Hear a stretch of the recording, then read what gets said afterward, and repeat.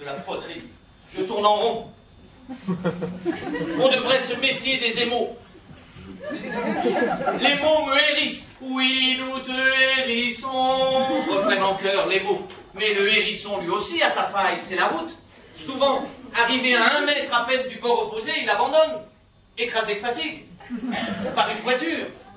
Il est tout fier de ses piquants, le malheureux petit hérisson, mais il ne fait pas le poids face à son ennemi juré, le pneu, bandage en creux d'une roue, formé d'une carcasse de fil de coton, d'acier, enduit de caoutchouc et contenant de l'air. Coton, acier, caoutchouc, air, autant dire une machine infernale. Non, la lutte est inégale. À 4 contre 1. Enfin, disons à 2 contre 1. Ben oui, parce que si l'hérisson a eu la chance d'éviter les 2 pneus avant, il est sauvé.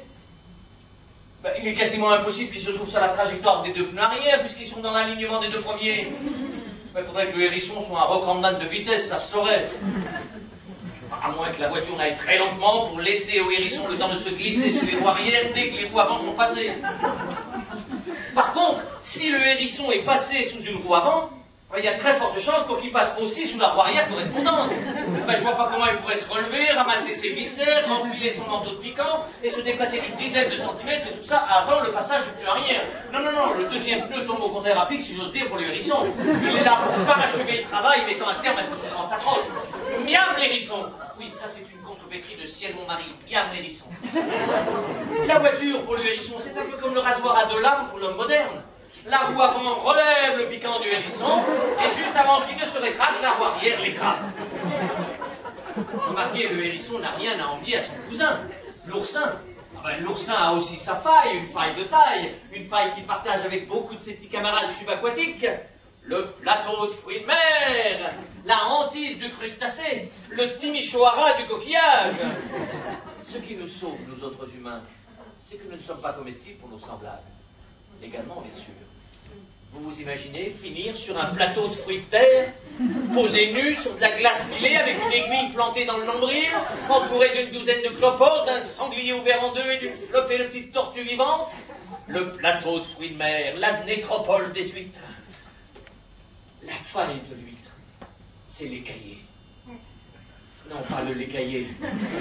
L'écaillé, écaillé, huître, rendez-vous compte, quelle cruauté.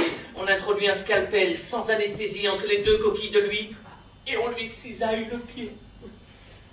Mais c'est d'autant plus cruel que l'huître n'a qu'un pied. L'huître du réveillon ne s'éteint pas dans son lit, entourée des siens, au terme d'une vie bien remplie. Elle n'a pas droit aux bonnes vieilles maladies de la vieillesse. Non, l'huître comestible